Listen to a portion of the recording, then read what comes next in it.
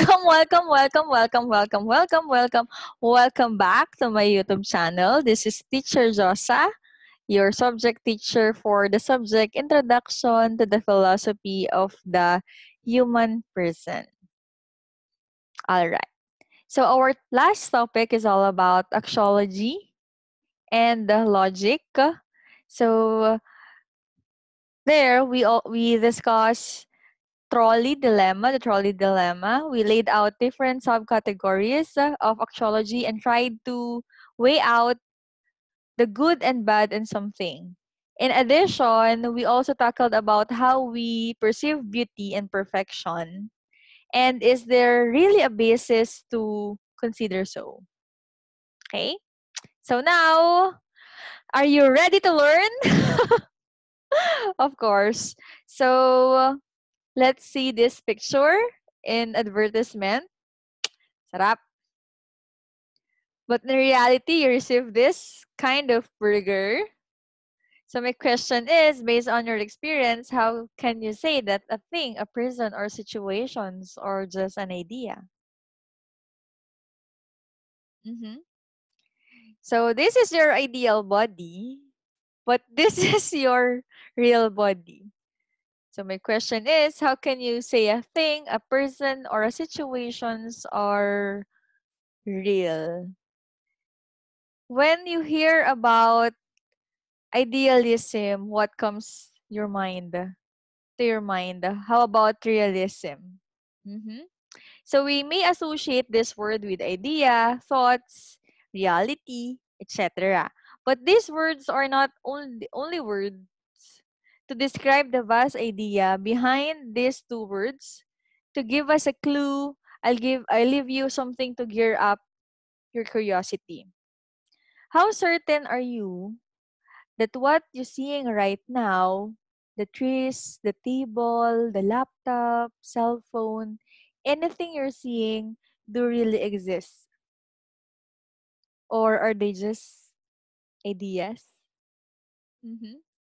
So, for today's discussion, our content standard is the learner understands the process, the meaning and process of doing philosophy. For our performance standard, the learner reflects on a concrete experience in a philosophical way. For our milk, the learner reflects on a concrete experience in a philosophical way.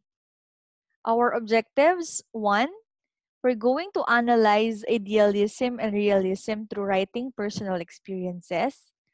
Number two, appreciate idealism and realism through answering guide questions.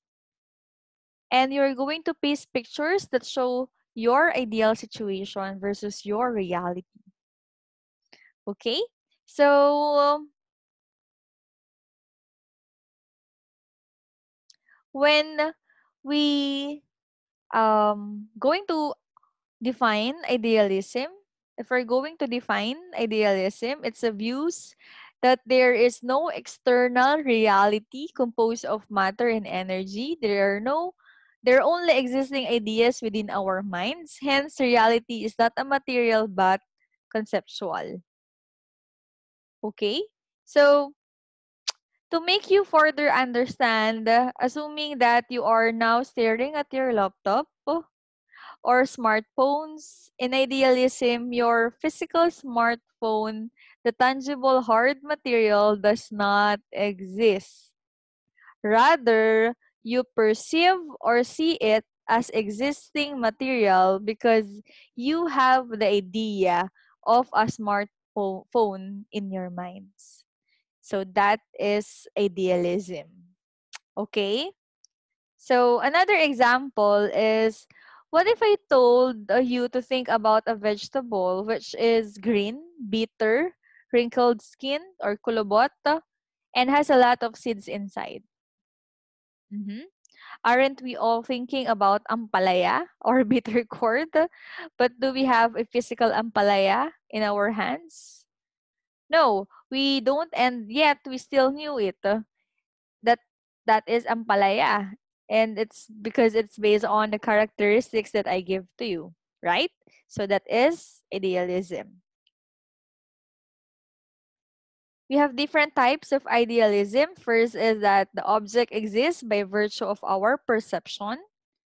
Bishop George Bickerley believed that if the person saw a table, that this table has existed, but if no one saw the table, it continues to exist because it was in the mind of God. On the other hand, the truth lies somewhere between our minds is called intersubjective idealism. Intersubjective means shared, common agreement of people in defining an object. So for example, you and I shared same definition of apple, so we call it intersubjective idealism. Okay? Next is the divine idealism. The world may be seen as manifestation of mind of God. All things that you can see. That's the manifestation of mind of the creator. Next is the transcendental idealism, the view that our experience of things is about how they appear to us or the representation, not the thing, not as the thing in itself or things in them in themselves. So, for example, we know that a ball is a ball because it appears to us as a round object, not because we know that it is really a ball. Okay? So because of representation of round object. That is transcendental idealism. Next, objective idealism. Human beings, planets, and other things in the world are not separated beings, but part of larger things. The absolute is all of reality and contains of possibilities in itself, but constantly changing and progressing. So we are just part of the larger thing. That is objective realism. Next, it exercise or absolute idealism, exercise of reasons, and knowing the sense of an identity enables a man to achieve reality. So for absolute realism, it's important for you to have reasons and that thing has its identity. Okay? Epistemological idealism, the minds are aware of or perceive only their own ideas and not external objects. That's why we cannot directly know things in themselves. So it's hard because it's based on your perception and not the external objects. Okay? Next, how about realism? Realism views that the ultimate reality is the world of physical objects. These objects can be investigated, analyzed, and studied by science through our senses. Unlike idealism, realism focuses on physical things. Reality exists because physical objects do exist. The ideas that we know about an object that exists in our minds are brought upon by investigation, analyzing, and studies gathered by sciences. So that is realism. To give you an example, you know that your smartphone exists because you can touch it with your senses.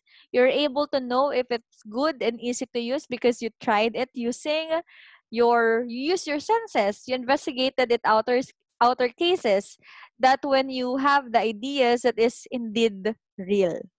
So that is realism. So there are several types of realism. Number one is humanistic realism, regard for ancient literature but put emphasis on study of content and ideas to understand one's present life. So for humanism, humanistic realism, it is important to understand content and ideas so that we can, understand its meaning. Okay, and it's real. For social realism, emphasizes that the purpose of a man is to prepare for practical world. Our best example here is that's why we study for work to apply this knowledge in our future career. Because for social realism, our purpose is to prepare for practical world. That's why other school has subject like life skills or life laboratory. Okay, because for in preparation for practical world. Next, sense realism believes that man should train his senses to understand the world. And what are those senses? Yung paningin natin, pang-amoy, panglasa, yung touch, and everything. Okay, so that we can understand the world. Neo-realism considers scientific principles are changing. That's why there must be analytic system and studying. Okay, there are ways to study reality and the changes of reality. Okay, so if we're going to analyze idealism related to different branches of philosophy, which is metaphysics. So again, when we say metaphysics, it examines fundamental nature of reality, including the relationship between mind and matter. Meta means beyond, okay? Epistemology is the study of nature and nature and scope of knowledge, while axiology is the study of nature of value. Okay?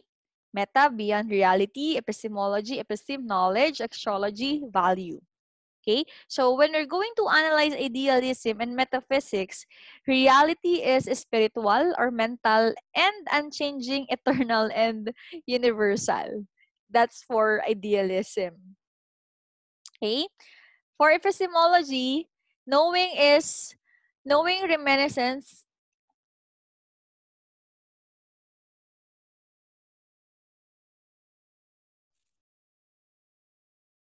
All right, epistemology, knowing is reminiscence, the recollection of latent ideas through introspection and intuition. So we collect ideas through our introspection and intuition. Okay? For axiology, idealism, values are universal, absolute, and eternal, and based on the goodness of the world mind. Proponents, Plato as father of Western idealism, Hegel and Emerson. Next, for realism, in metaphysics, reality is objective and is composed of matter and form. It's fixed and it's based on natural law. Okay? For epistemology, knowing consists of conceptualizations based on what? Sensation and abstraction.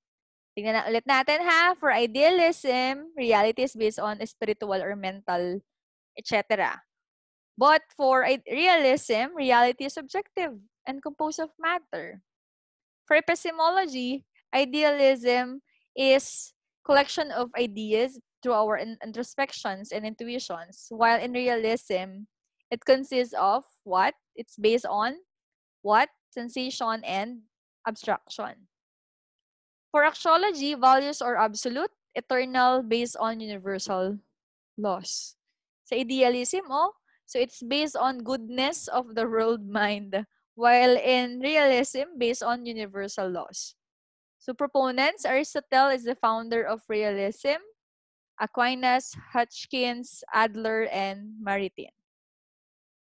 So my questions are, first, what are the differences between idealism and realism? What are the similarities between idealism and realism? Why is it important to understand the similarities and differences of idealism and realism? Okay. Mhm. Do you believe in the views of idealism? Why or why not? Do you believe in the views of realism? Why and why not? Mhm.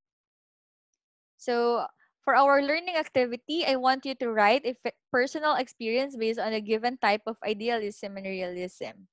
So, what's your personal experience sa subjective idealism, divine, transcendental, objective, absolute, epistemological, humanistic, social realism, sense realism, and neo-realism.